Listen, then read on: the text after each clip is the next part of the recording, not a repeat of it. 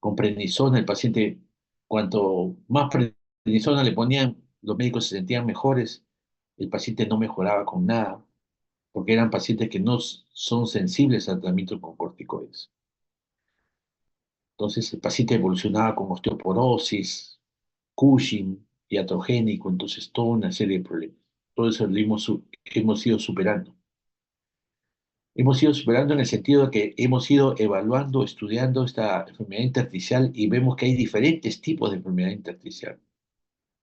Y hay un gran grupo de enfermedades intersticiales que son secundarios a enfermedades del tejido conectivo, como ustedes ya han visto en reumatología, secundarios a Sjögren, secundarios a esclerodermia, secundarios a lupus, secundario a artritis reumatoide. Entonces, lo primero que tenemos que ver es clasificar a qué grupo pertenece este paciente. Hay otro grupo de enfermedades que son secundarias a medicamentos, secundarias a exposición a trabajos como la neumoconiosis. Otro gran grupo que son las enfermedades fibrosantes rápidamente progresivas, que en 2 años el paciente prácticamente llega a un estadio terminal. Hay, actualmente también vemos la fibrosis pulmonar secundaria a determinado tipo de infecciones, como las infecciones por COVID, que han llevado también a pacientes a tener esta enfermedad intersticial y a la insuficiencia respiratoria crónica. Entonces, cuando vemos, y cada uno tiene diferente manejo, no todos tienen el mismo manejo, pero sin embargo, cuando no encontramos una razón, una causa de esta enfermedad, y ese es el más frecuente, casi el 30% de todos los pacientes con esta enfermedad, son lo que llamamos la fibrosis pulmonar idiopática. Idiopática es porque no sabemos la causa de esta enfermedad. Y esta fibrosis pulmonar idiopática no responde a corticoides. Por eso es nuestra obligación enfatizar, diagnosticar más fácilmente una fibrosis pulmonar idiopática y parar el uso de corticoides en esta enfermedad. Parar el uso de los inhaladores en esta enfermedad. Porque esta enfermedad no es una enfermedad del bronquio, no necesita tratamiento con inhaladores. Parar corticoides, parar inhaladores, parar antibióticos, porque no es una enfermedad infecciosa. Entonces, el motivo de esta presentación es solamente eso, simple y llanamente eso. Saber que es una enfermedad intersticial, saber que la fibrosis pulmonar idiopática es un tipo que responde 30%, que saber que hay enfermedades intersticiales asociadas a conectivopatías, que eso tiene su tratamiento. Tratando la esclerosis sistémica, tratando la artritis, con eso también tratamos. Porque en la artritis, en la esclerosis sistémica progresiva, usamos el micofenolato, que son inmunomoduladores que van a mejorar la capacidad pulmonar. Y por último, estos pacientes con fibrosis pulmonar que pueden llegar a un estadio tardío o estadio terminal pueden ser beneficiados con un trasplante pulmonar que en el momento actual sí es una realidad. Entonces, por último, que existen dos tipos de antifibróticos, los únicos antifibróticos que hay, que son el nintedanib y la pirfenidona, son los únicos antifibróticos que hay para esta enfermedad. Entonces, lo que no existía hace 4 o 5 años, no hablábamos nada de antifibróticos, hablábamos de corticoides, inhaladores, antibióticos, pero nuestros pacientes se morían en nuestra cara. Pero ahora podemos tener a la mano dos antifibróticos que pueden retardar, no podemos decir que pueden curar, sino retardar que el paciente llegue a la insuficiencia respiratoria con oxígeno domiciliario. Entonces, haciendo este pequeño preámbulo, vamos a desarrollar rápidamente nada más lo que es este gran grupo de enfermedades pulmonares, que va a provocar inflamación y fibrosis.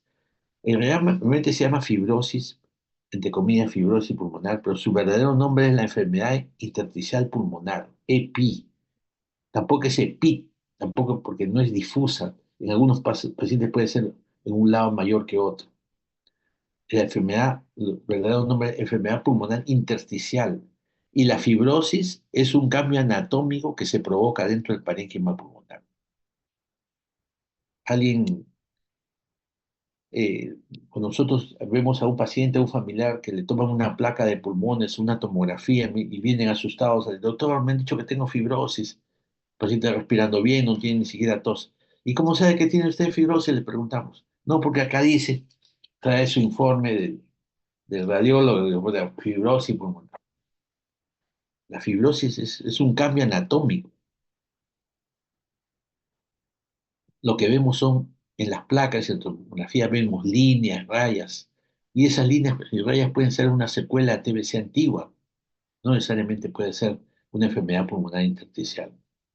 Y esto se caracteriza por una disnea progresiva, o sea, una sensación de falta de aire que al principio solamente hace al esfuerzo. Por eso a veces nosotros estamos contentos cuando ponemos nuestro saturador y vemos al paciente 98, 99, ah, muy bien, está perfecto.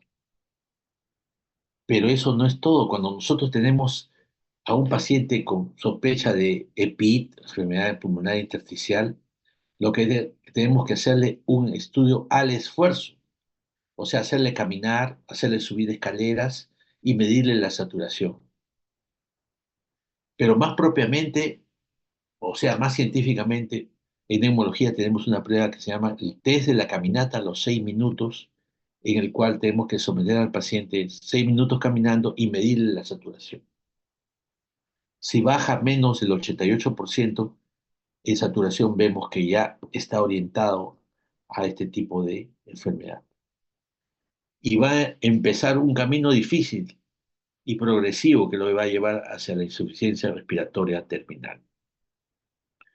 Entonces, es la enfermedad intersticial pulmonar con sus formas comunes, la fibrosis pulmonar idiopática. No se olviden importante la neumonitis por hipersensibilidad. Generalmente en pacientes alérgicos, atópicos, que están expuestos a determinado tipo de hongos, puede ser hongos ambientales o eh, a las plumas de las aves. Cualquier eh, alergeno puede provocar también una forma de enfermedad intersticial, y esto es la neumonitis por hipersensibilidad, y que responde, eso sí, el único que puede responder a corticoides. Y hay el gran grupo de enfermedades del tejido conectivo que ya hemos mencionado, 25%, y que responde también a los inmunomoduladores como el- lo que se habíamos manifestado, los que responden a la terapia de la enfermedad de fondo,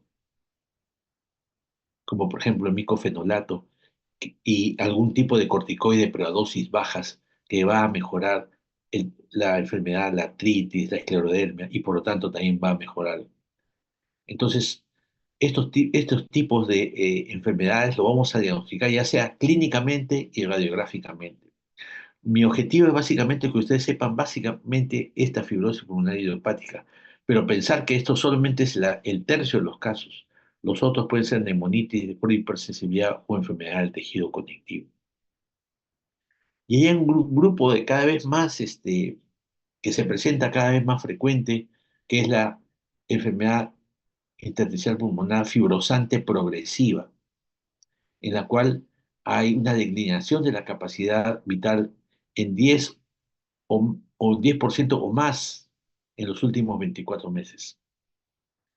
Pero cuando existe un empeoramiento de 5 a 10% de síntomas o un incremento de la extensión en la tomografía, también podemos pensar, o sea, en los controles tomográficos, que hay un incremento de la extensión en forma progresiva en los últimos 24 meses, estamos frente a esta enfermedad. O si empeoran los síntomas, incrementa la extensión en intervalos de 3 a 6 meses, estamos frente a esta enfermedad fibrosante progresiva. Entonces, no se olvide, un paciente con EPIT es un paciente que tenemos que tomarle una placa, un examen de función respiratoria y ahí ya nos vemos hasta el próximo año, nada de eso. Por lo menos cada 6 meses debe ser un control tomográfico y funcional respiratorio. Dentro de la espirometría, una de las cosas más importantes es ver la capacidad funcional, capacidad vital funcional. Ya si el paciente tiene un acceso a un centro donde podemos atenderlo, un centro grande, podemos hacerle el test de caminata y también el test de difusión de monóxido de carbono, es lo que nos va, o sea, una pletismonografía nos va a decir exactamente cómo es que disminuye la capacidad pulmonar y su estructura anatómica. La enfermedad pulmonar intersticial se presenta con disnea al ejercicio. No esperen que el paciente tenga disnea al reposo para poder diagnosticar. Cuando el paciente se cansa de hacer el esfuerzo que antes lo hacía, subir escaleras, por ejemplo, dos pisos. Antes lo subía bien, ahora ya no, entonces hay que pensar en eso y hacerle la test de caminata a los 6 minutos. Otra de las cosas importantes, junto con la disnea, tienen tos. Y esa tos se caracteriza por ser una tos seca, una tos matutina, ¿no? Una tos al esfuerzo. Entonces, esa es la característica.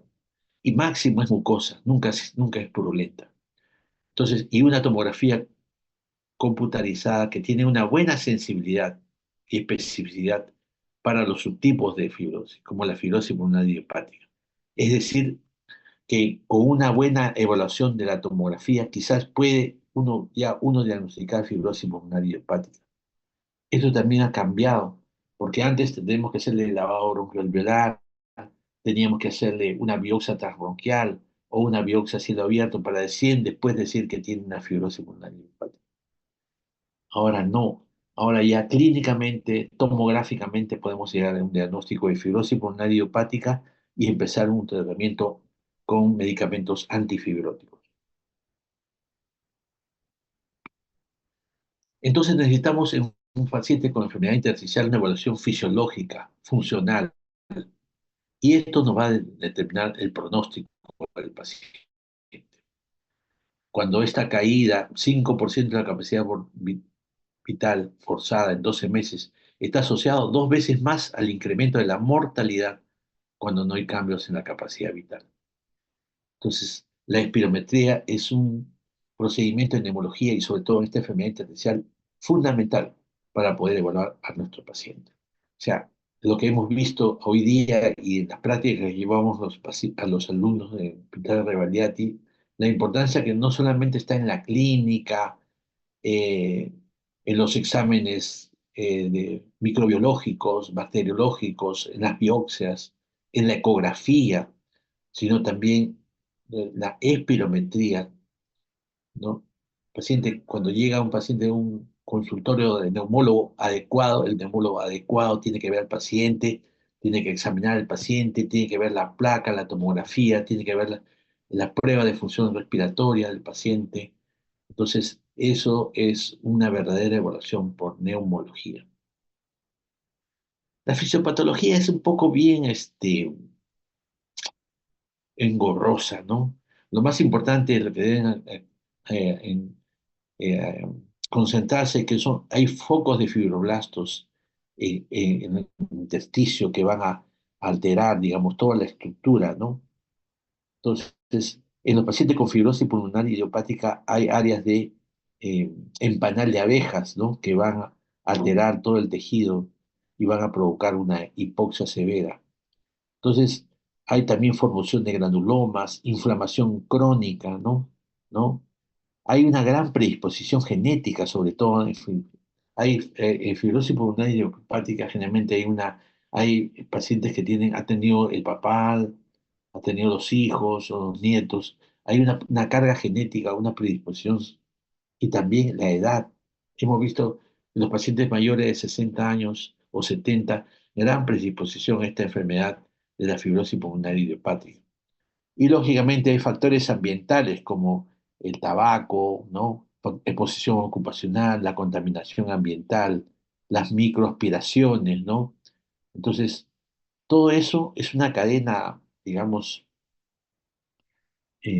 diversa para poder presentarse. Esta fibrosis no se presenta de la noche a la mañana, tiene que haber, es multifactorial, edad, carga genética, exposición al medio ambiente, ¿no? Exposición a antígenos, ¿no? Que van a provocar una carga inflamatoria. Y también lo que hemos visto es la autoinmunidad, ¿ya? Es decir, esa predisposición que tienen algunas personas o gran número de personas de crear anticuerpos contra su propio cuerpo. Es una cosa increíble. Pero todo eso también interviene en el desarrollo de esta enfermedad. Aquí podemos ver una correlación entre la anatomía patológica y los cambios en los radiográficos o tomográficos que nos daba el diagnóstico.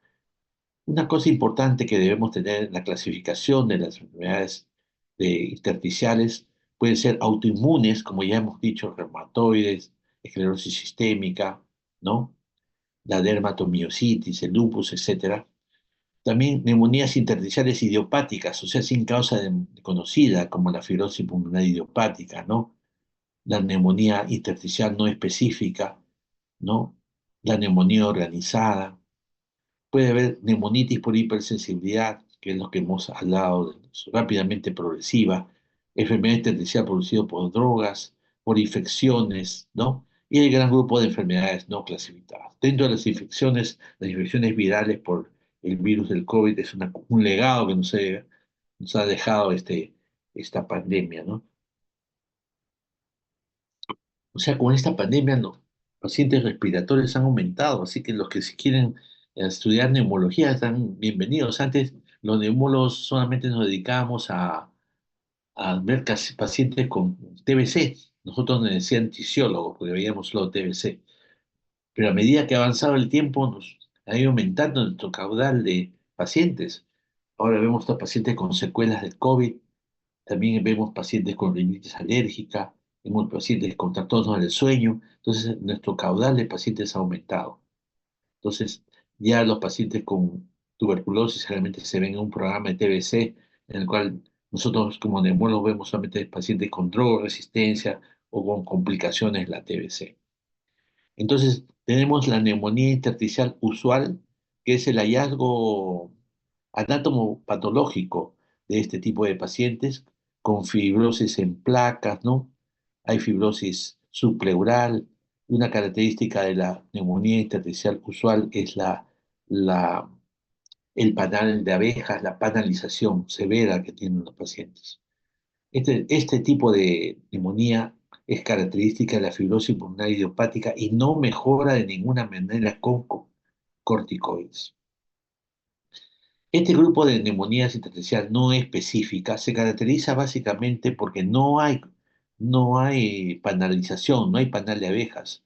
Lo que hay más bien son imágenes de vidrio esmerilado, ¿ya?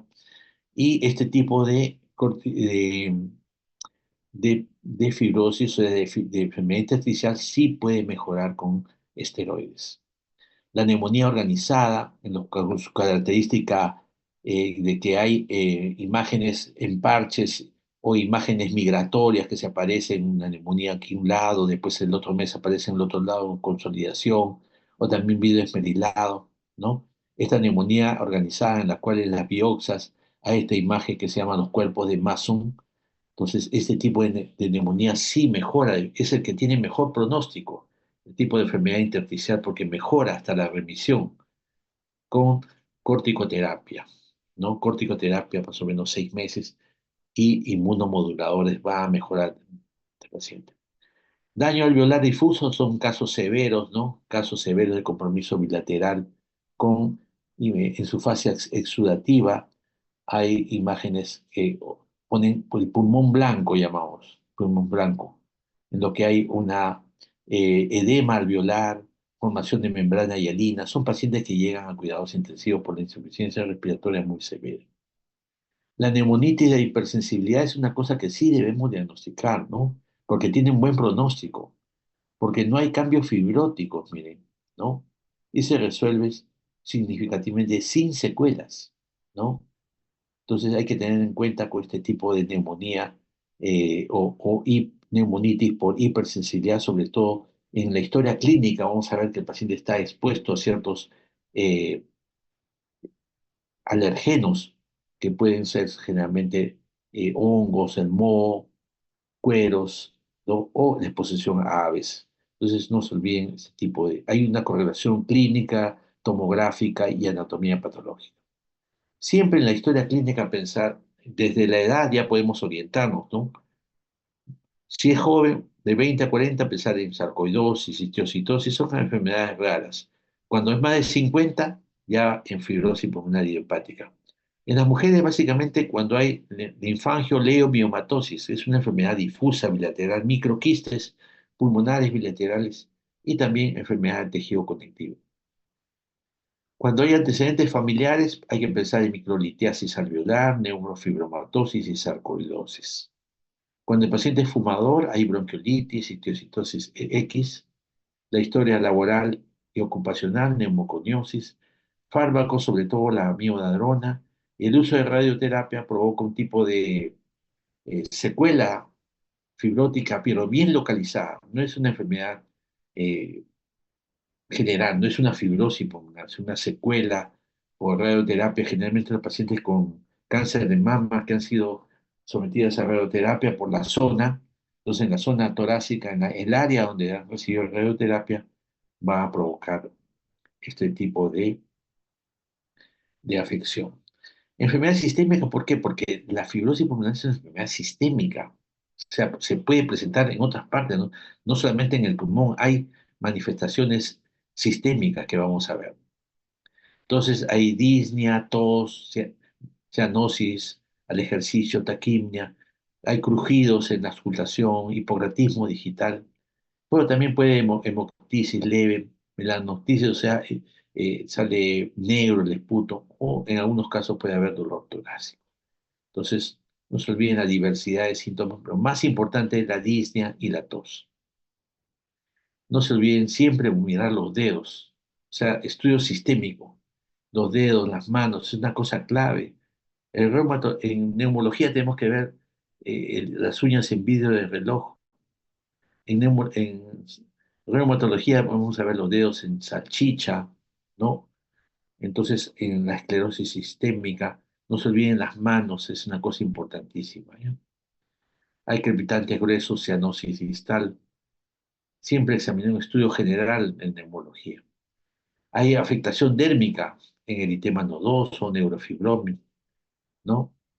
Albinismo. En los ojos, no se olvide, ahora que hemos presentado la reunión clínica, paciente que tenía el ojo rojo, ¿no?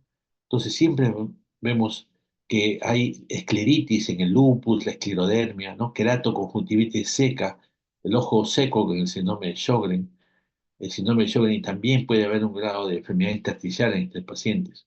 Uveitis, ¿no? Afectación musculoesquelética, cuando hay miositis, la dermatomiositis es una enfermedad importante, las artritis, la afectación ósea, neurológica, ¿no? Enfermedades del colágeno también, afectación renal. Ahora que hemos visto el caso de la presentación clínica, el examen de orina es importantísimo. No solamente pedir examen de esputo en neumología, el examen de orina. Por enfermedades autoinmunes también hay compromisos renales, síndrome pulmón-riñón, no se olviden. Hay síndrome nefrótico en el lupus, ¿no? Glomerulonefritis, en conectivopatías. Hay enfermedades con compromiso digestivo, ¿no? Hepatoesplenomegalia, diarreas crónicas, disfagia en la esclerosis sistémica.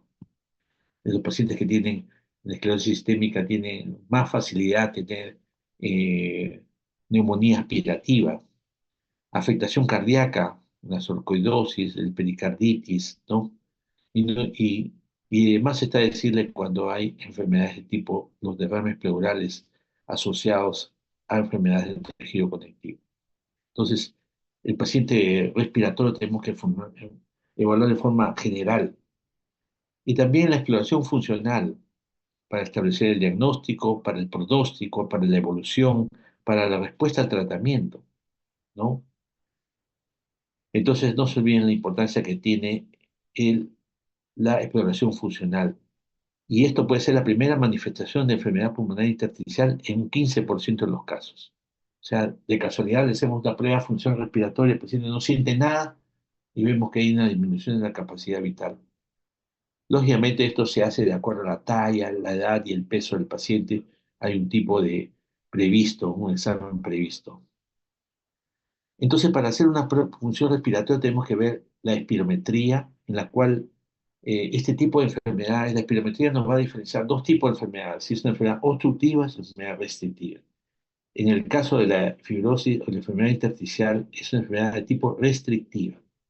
¿ya? En algunos casos puede causar obstructiva, pero en general es restrictivo. En algunos casos puede ser patrón mixto, pero a predominio restrictivo. La pletismografía es una cosa importante porque nos vas a medir los volúmenes pulmonares de la capacidad pulmonar total, ¿no? Para ver cómo está el espacio muerto, ¿no? Entonces, eso es importante, la capacidad pulmonar total. Y el test de difusión de monóxido de carbono va a decir qué porcentaje del pulmón y ya nos va a ir avisorando qué paciente va a necesitar oxígeno por ciento, oxígeno domiciliario. Cuando el test de difusión está menor del 30%, ya el paciente ya está en estadio terminal y necesita oxígeno domiciliario. El AGA, ¿no? Definitivamente para ver el gradiente alveolar arterial. Hipocapnia es al principio de la enfermedad, pero ya después, cuando hay una hipoxemia, hipercapnia, ya es en estadios avanzados. Vamos a ver. El AGA nos ayuda a ver básicamente cómo está la gradiente, cómo está el CO2, porque la oxigenación básicamente con el ratito del saturado de oxígeno, ¿ya? Esta prueba de esfuerzo, que es la caminata a los 6 minutos, nos vamos a ver, ¿no? La desaturación al ejercicio. No se olviden la espirometría, pretismografía, test de difusión y el test de la marcha a los 6 minutos. Esto es lo ideal que todo paciente con fibrosis pulmonar, entre comillas, con enfermedad intersticial pulmonar debe tener. Por eso nosotros a veces llega el paciente al consultorio y le han hecho espirometría, nada. Le han hecho pretismografía, nada. Le han hecho difusión, nada. Test de la marcha, nada. Pero existe, como existe tanto comercio ahora en en neumología y en todas las especialidades, ahora medio mundo hace espirometría, hacen como el espirómetro es barato, un espirómetro, digamos, portátil. Ahora medio mundo hace, creo que hasta los radiólogos hacen espirometría.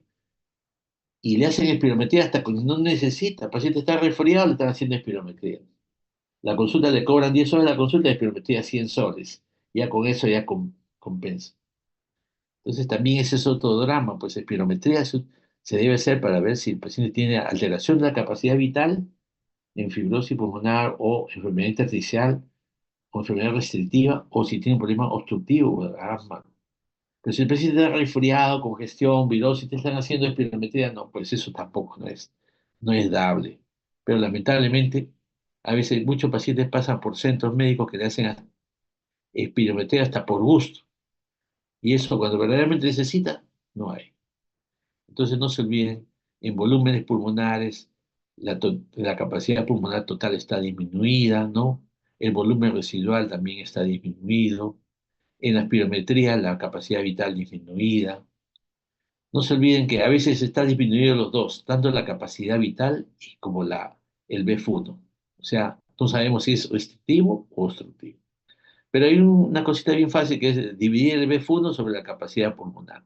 Si esto está normal o aumentado, eso le corresponde a un efecto restrictivo, ¿ya? O sea, si ambos están bajos, dividimos BF1 entre capacidad vital. Y esto está normal o aumentado, esto significa que es una enfermedad restrictiva. El test de difusión de difunóxido de carbono está disminuido, ¿no? Gases en sangre, el PO2 disminuido, el CO2 variable en el sentido de que al principio puede bajar por hiperventilación, pero después aumenta porque el paciente está peor. Retención de CO2 crónica. Y no se olviden que existen pruebas de laboratorio en pacientes con EPIT. ¿Y cuáles son las pruebas? Nosotros tenemos que tener un hemograma para ver cómo están los eosinófilos, ¿no? Hay el lacto, el DHL, ¿no? Calcio, ¿no? Calciur, examen de orina, enzimas musculares, anticuerpos para dermatomiositis, factor reumatoide, anticuerpos antitisulares en lupus, anticuerpos anti-ENA en esclerosis sistémico, no se olviden las precipitinas, ¿no? Entonces, todo este tipo de anticuerpos, o sea, es lo que se llama el panel reumatológico. Sobre todo, no se olviden el ANCA-C, sobre todo para la vasculitis y todas las enfermedades que nosotros conocemos, ¿no? eh, Tenemos que ANA, ANCA, factor reumatoide. Entonces, todo ese es el panel reumatológico, que a veces no lo pedimos nosotros, sino mandamos al reumatólogo para que nos descarte una enfermedad del tejido conectivo.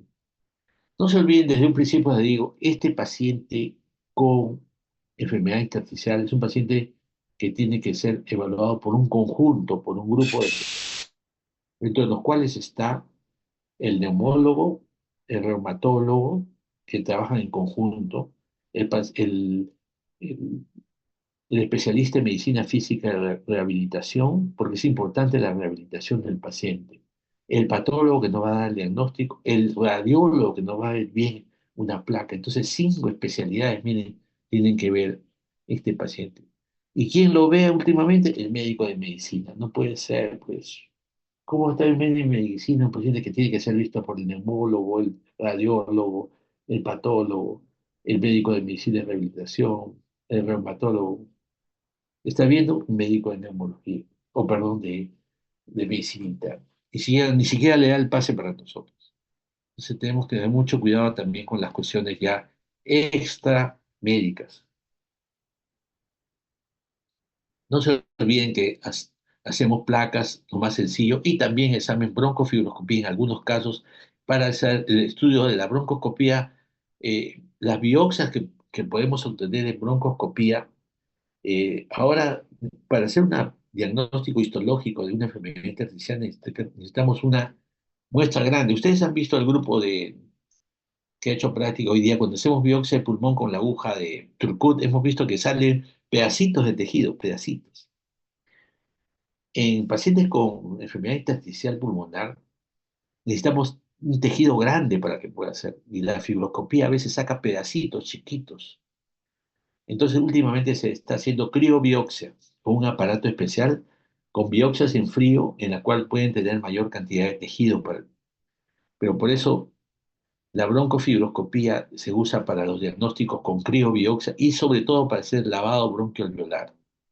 O sea, lavado en los que nos va a ver la celularidad, que nos va a orientar. O sea, y la biopsia pulmonar, no se olvide, con criobiopsia. Pero también se hace una biopsia por toracoscopía en algunos casos que necesite, sobre todo en aquellos pacientes que pueden tener una respuesta al tratamiento.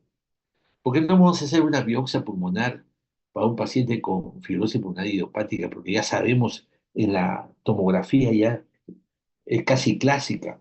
Y también vamos a ver ese tipo de pacientes que, por ejemplo, va de peor pronóstico. ¿Ya para qué le vamos a hacer biopsias a complicar al paciente?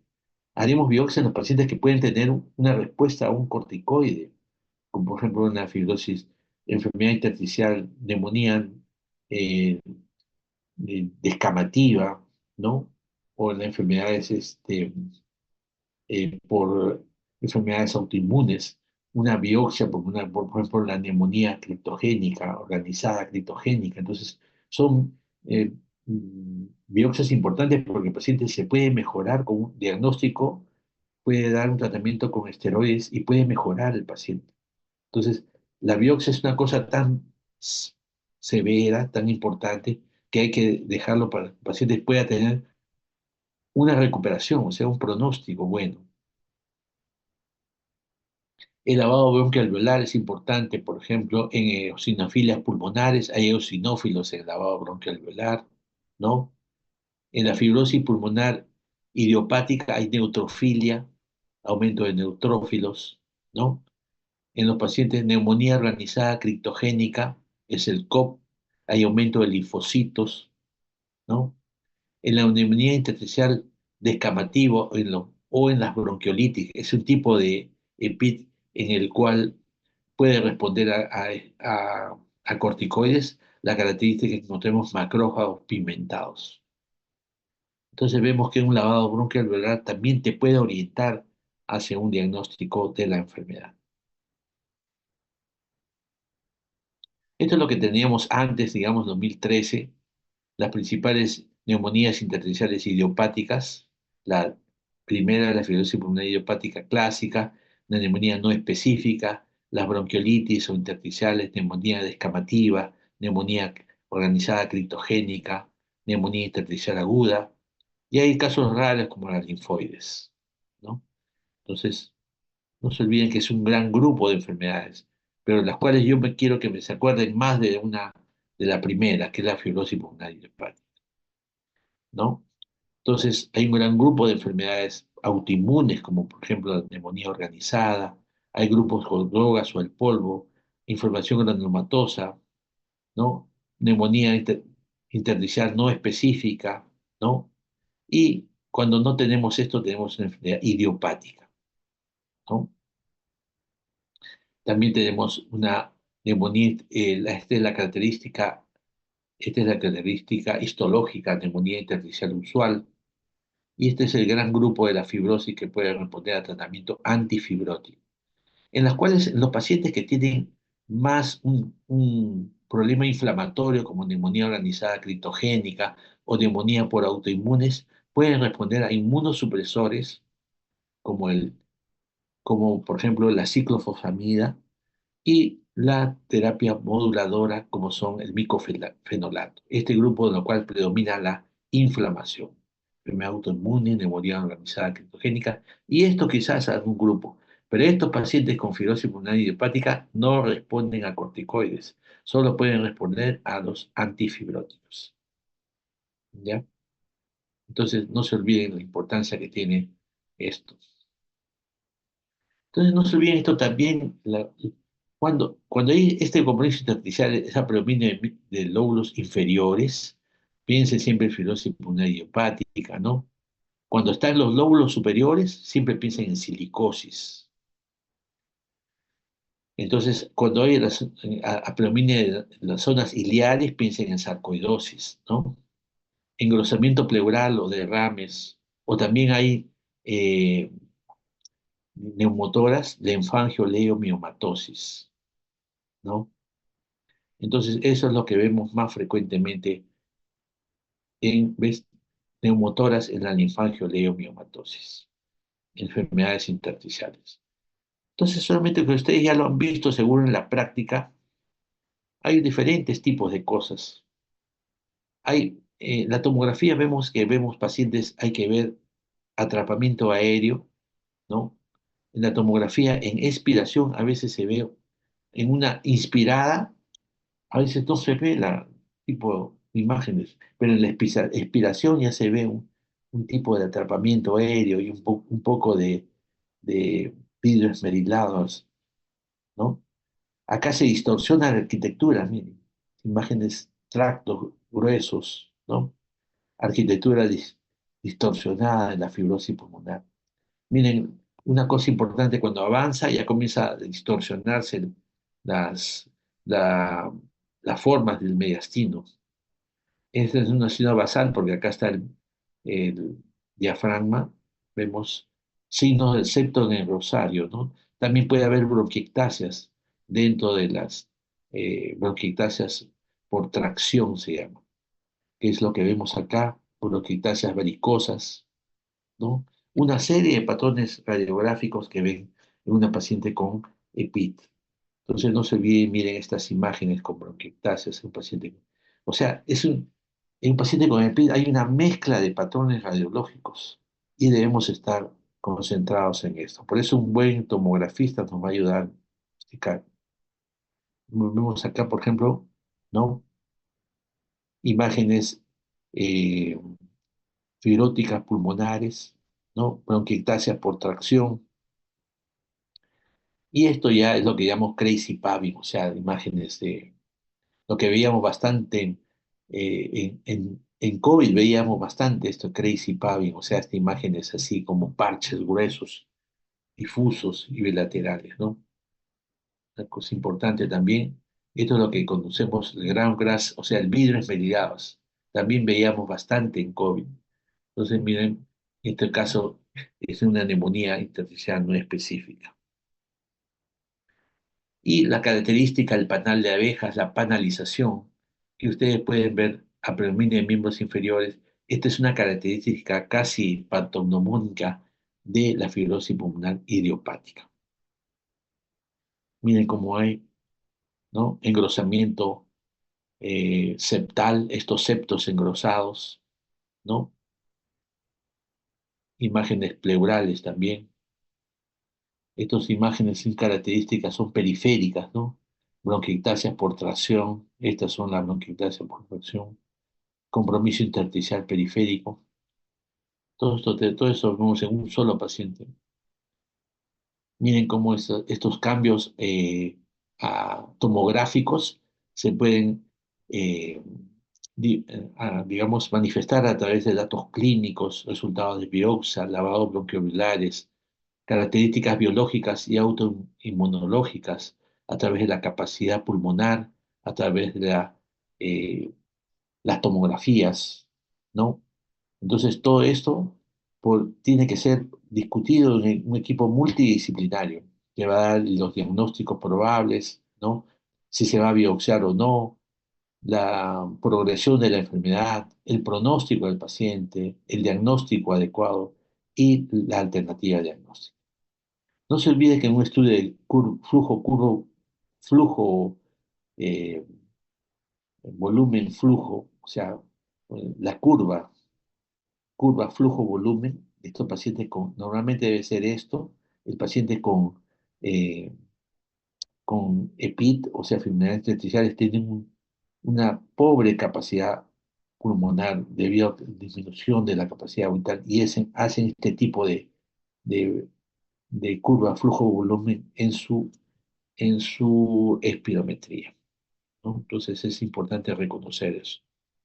Lógicamente tenemos que diferenciar si es una todo lo que le falta el aire no necesariamente puede ser EPIT, puede ser insuficiencia cardíaca congestiva, una bronquiectasia, neumonía, puede ser una diseminación linfangítica de un cáncer, puede ser infiltración pulmonar en pacientes inmunodeprimidos.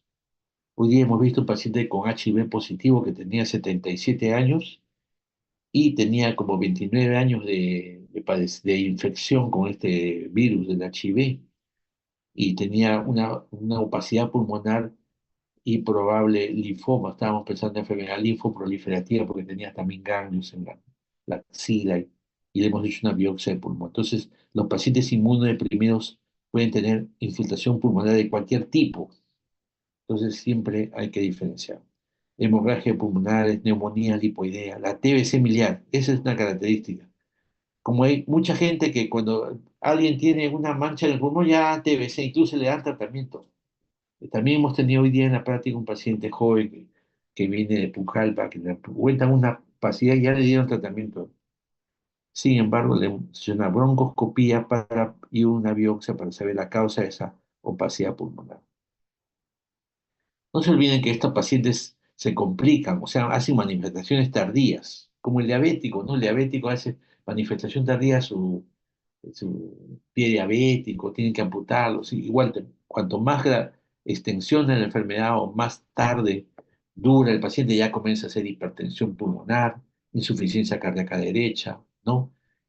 No se olviden el reflujo gastroesofágico, ¿ya? Por eso todo paciente con EPID hay que hacerle estudio y diagnóstico y tratamiento del reflujo gastroesofágico. Los pacientes que son más lábiles a tener cáncer de pulmón, no se olviden, los pacientes con... Y se pueden operar algunos que de acuerdo a su capacidad pulmonar, cuando es muy localizado y se descarta que haya avanzado a otro lado, o sea, si un estadio 1 o 2 puede ser operado un paciente con EPID o enfermedad intersticial y cáncer de pulmón, pero en la mayoría, lamentablemente, a veces ya cuando el compromiso de la capacidad pulmonar está muy alterada, ya no son quirúrgicos. Y no se olviden siempre de la tromboembolia pulmonar, por eso estos pacientes cuando se hospitalizan tenemos que dar su tratamiento eh, profiláctico de enoxaparina. Esto es un esquema, vamos a ver cómo evaluamos y tratamos a este paciente, ¿no? Hay que ver la historia clínica, las placas, la espirometría, la confirmación con la tomografía, el equipo multidisciplinario que dice, el neumólogo, el radiólogo, el reumatólogo, ¿no? Se ha ya confirmado, entonces hay que ver la severidad. Y a ver la severidad tenemos que ver pruebas de función respiratoria, test de caminata a los 6 minutos, ¿ya? Entonces, en los pacientes que no están confirmados hay que hacer pruebas invasivas como son la broncoscopía con lavado broncoalveolar, la criobiopsia y la toracoscopía, ¿cierto? hay que verlo el radiólogo, el patólogo, diagnóstico, ya vamos a, ya entra el grupo del tratamiento, ¿no? El tratamiento, si es enfermedad idiopática, el EPI más frecuente es la fibrosis pulmonar idiopática, en la cual son características bien característicos su compromiso, eh, hay panalización, tratamiento con antifibróticos como nintedanid o pirfenidona. Si es una enfermedad, pertenece a las enfermedades sistémicas autoinmunes, el ciclofosfamida, micofenolato y también tratamientos biológicos como rituximab o toxilamid o tusiloximab nos puede ayudar. Dentro de los antifibróticos, la nintedanib se ha visto que mejora grandemente a los pacientes con esclerosis sistémica. Entonces, mejora en el sentido de mejora su capacidad vital o mejora también su tolerancia al test de a los 6 minutos. Otras enfermedades como son, ¿no? La fibrosis pulmonar progresiva, o sea, esa severa, va a mejorar con nintedanib, un antifibrótico con nintedanib. Entonces, hay que tener muy en cuenta este tipo de, sobre todo en hemolitis por hipersensibilidad. El tratamiento de las complicaciones, debemos hacer tratamiento de rehabilitación pulmonar, tratamiento de la hipertensión pulmonar, tratamiento de la insuficiencia respiratoria, tratamiento cuando hay enfermedad crónica y avanzada del trasplante pulmonar, manejo de los síntomas. Hay un manejo especial para la tos. O sea, una vez estuve en un congreso y había una sesión especial para tos, nada más, porque la tos es una cosa importantísima. Entonces, lo primero que tenemos que hacer con la tos es ver la causa de la tos y tratar la tos. Si a pesar de eso existe una serie de, sigue la tos, como es el caso de esta tos que no mejora con nada, ya es necesario a veces usar morfina o algunos opiáceos, ¿ya? Otra de las cosas que nos va a ayudar es la gabapentina, que se usa en dolores neuropáticos. O sea, otro tipo de tratamiento para manejo de la tos en estos pacientes crónicos. Y la rehabilitación pulmonar, que es una realidad, un programa estructurado de educación, entrenamiento de 8 a 12 semanas. Mejora la capacidad del ejercicio, reduce los síntomas en pacientes con enfermedad crónica. Mejora el test de la marcha. Mejora la disnea, mejora la calidad de vida asociada a la salud. Entonces, la hipertensión pulmonar va a provocar un empeoramiento de la disnea. Entonces, lo últimamente que tenemos es el treprostinil inhalado, ¿ya? Para la hipertensión pulmonar. Últimamente nosotros estábamos usando el sildenafilo, pero es muy general, ¿no? O sea, quizás para prevenir la hipertensión pulmonar, pero ya estando con aumento de la presión de la aurícula derecha, ya este treprostinil inhalado es lo último, lo actual, en cuanto a tratamiento de la hipertensión pulmonar. Trasplante pulmonar ya estamos haciendo. Últimamente se ha hecho un trasplante a un paciente en el Hospital Revalida. Tipo en el Hospital Almenara están haciendo ya más de 20 a 30 pacientes tienen de trasplante pulmonar, ¿no? Lo único que tenemos que evitar, tratar de estudiar comorbilidades que no van a ser, por ejemplo, enfermedad cardiovascular, diabetes, difusión del lado derecho del corazón, ¿no? Lo que tiene que establecer es esto, que la fibrosis pulmonar idiopática tiene un tiempo de vida de 5,2 años comparado con 6,78 años de otras enfermedades intersticiales, ¿ya? O sea, un paciente con trasplantado, su capacidad de vida va a ser unos 4 años más que si no lo hubiera trasplantado. En realidad no es mucho, pero pídele a un paciente que va a vivir 4 años más, es bastante para un paciente que lo sufre, ¿no? Entonces, hay que pesar también ese tema sobre todo con la edad, a más jóvenes que no han vivido tanto, se le da mayor, digamos, predilección para poder hacer este trasplante de pulmón, ¿no? El tratamiento, entonces, terapia antifibrótica, ¿no? También se usa en esclerodermia, también en fibrosis pulmonar progresiva, En los pacientes con enfermedad de tejido conectivo, inmunomoduladores, micofenolato, también terapia biológica con rituximab. Entonces, hay alternativas, ¿no? Ciclofosfamida, micofenolato, enfermedades, esclerodermia y enfermedad intersticial. El oxígeno es una cosa importantísima. Hay pacientes que se niegan a usar oxígeno. Se niegan a usar oxígeno y le lleva peor a la hipertensión pulmonar. Entonces el oxígeno es, yo le digo a los pacientes, el oxígeno es como si fuera una pastilla, una cucharada más. Entonces el oxígeno mejora la calidad de vida, ¿no? Sobre todo los que saturan menos de 88 entre la caminata a los 6 minutos. Entonces no se olviden, el oxígeno se ha vuelto fundamental en el tratamiento de esta enfermedad. Y el trasplante pulmonar, como se habíamos dicho antes, ¿no?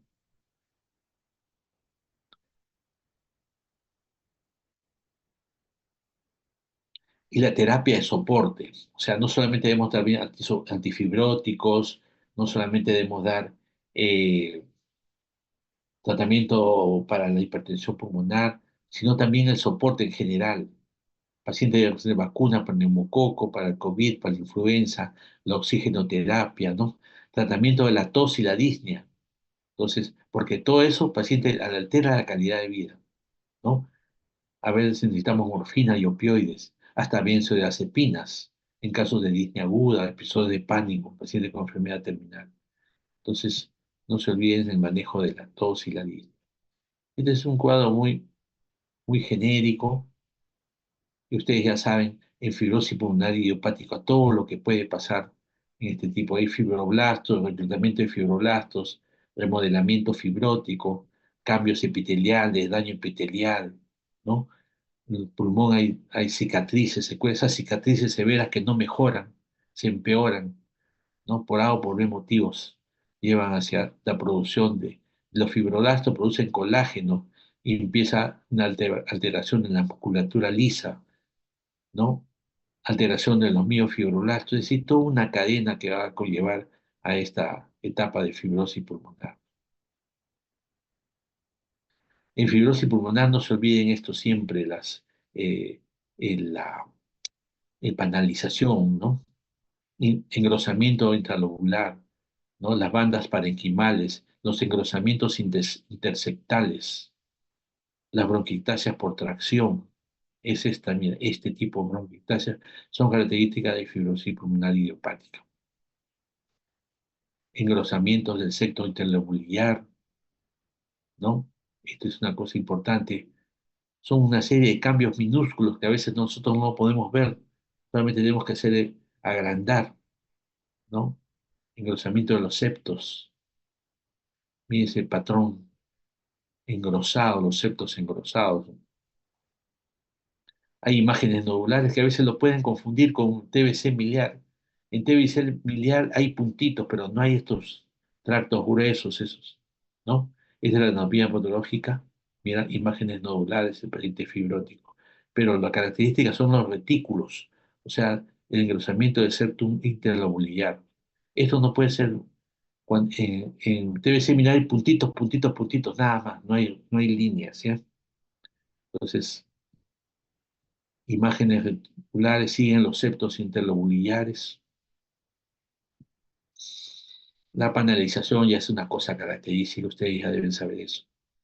A predominio de miembros o las zonas basales. Patrón UIP. Este patrón UIP es el patrón tipo histológico de una neumonía intersticial usual. Patrón UIP, característico de la fibrosis pulmonar idiopática. Mire ese tipo de panalización periférica y basal. Imágenes lineales, opacidades reticulares, característica de la enfermedad. Patrón UIP, miren la panalización, tremenda panalización, tremendo compromiso severo, distorsión de la arquitectura pulmonar. También puede haber imágenes en vídeo deslustrado, pero son menores. Ese predominio del panalización.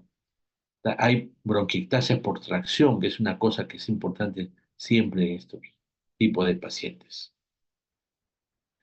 Entonces, las sociedades científicas, ya sea Sociedad Americana del Tórax, Asociación Interamericana del Tórax, ALAT, la Sociedad Europea, ¿no?